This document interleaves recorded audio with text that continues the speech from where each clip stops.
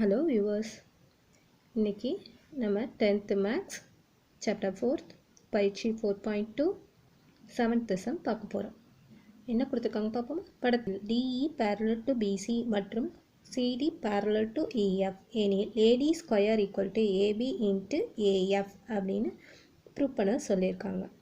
அப்போ கொடுத்துருக்கத பாருங்கள். கொடுத்துருக்க படத்தை ABC DE parallel to BC DE parallel to BC. அப்போ இந்த மொதல் ட்ரையாங்கிளை வச்சு நம்ம ஒரு ஈக்குவேஷன் கொண்டு வந்துடலாம். AD divided by DP AE divided by EC. அது ஒரு ரேஷியோ கொண்டு வந்துட்டு அடுத்து என்ன கொடுத்துருக்காங்க, CD parallel to EF. அப்போ இந்த ட்ரையாங்கிள் ADC, அந்த ட்ரையாங்கிளில் தேஸ் தேற்றத்தின் படி AF divided by FD AE divided by EC அதுபடி ஒரு ரேஷியோ கொண்டு வந்துட்டு இந்த ரெண்டு ரேஷியோ கம்பேர் பண்ணால் நம்மளுக்கு தேவையானதை நம்ம நிரூபிச்சிடலாம். வாங்க உள்ள போகலாமா. முக்கோணம் ஏபிசி அதில் எது பேரலாக இருக்குது, டிசி. அப்போ தேஸ் தேற்றத்தின்படி என்ன கொண்டு வந்துடலாம், DC is parallel to DE is parallel to BC. DE is parallel to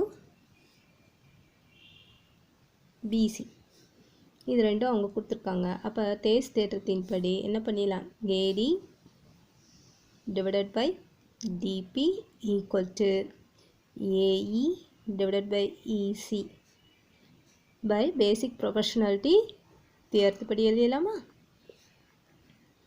mark it as 1. அதே மாதிரி அனதர் ட்ரையாங்கிள் என்னது, ADC அதனோட லைன் EF parallel கொடுத்துருக்காங்க.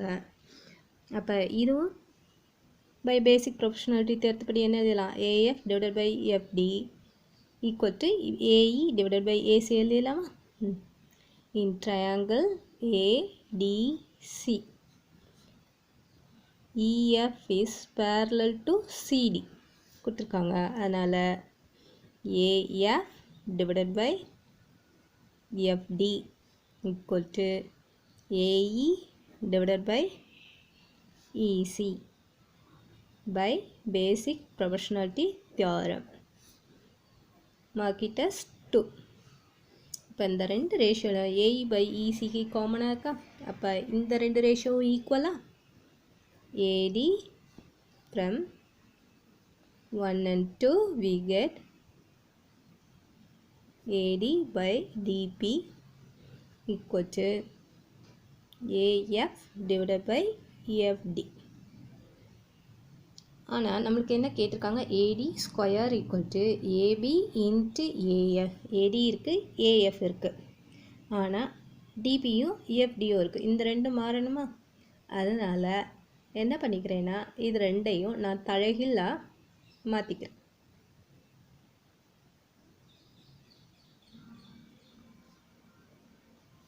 ரெண்டு பக்கமும் நமக்கு தேவையானது ப்ரூவ் பண்ணுறதுக்காக இந்த ரேஷியோவை நான் தலைகீழாக மாற்றிக்கிறேன். DP divided by AP equal to FD divided by AF. இப்போ இந்த ரெண்டு ரேஷியோலையும் நான் ஒன்றுங்கிற கூட்டுத்தொகையை ரெண்டு பக்கமும் நான் ஆட் பண்ணிக்கிறேன். DP by AP plus 1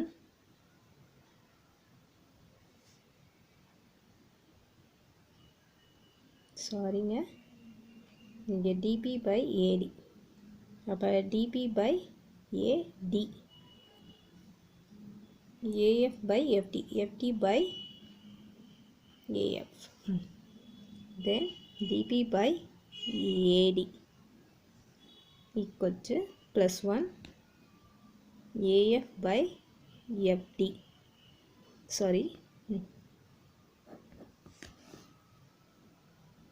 DP by AD plus 1 equal to FD by AF plus 1. அப்போ எஸ் எடுத்தால் என்ன ஆகும்? DP plus AD divided by AD வருமா? இங்கே FD plus AF divided by AF.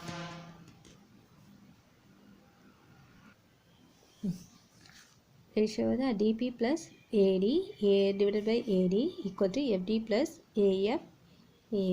நம்மளோட படம் என்னது? A, B, C, D,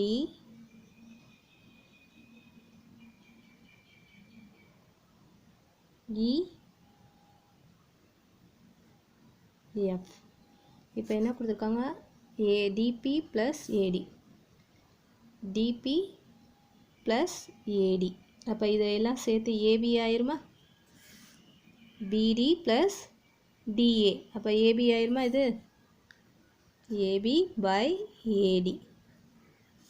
அதே மாதிரி FD.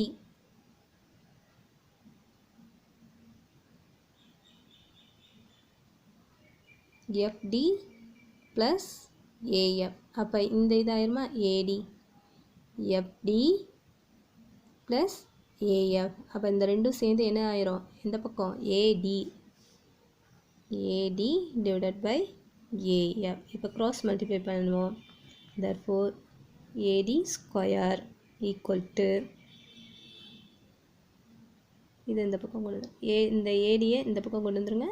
AF இந்த பக்கம் கொண்டு வந்துருங்க. AD square equal to AB into AF. நமக்கு தேவையானது நிரூபிக்கப்பட்டதா? Thank you viewers. இந்த சேனல் உங்களுக்கு பிடிச்சிருந்ததுன்னா please subscribe and share, like it. எதுவும் உங்களுக்கு டவுட் இருந்ததுன்னா கமெண்ட் பாக்ஸில் கமெண்ட் பண்ணுங்கள். Thank you viewers.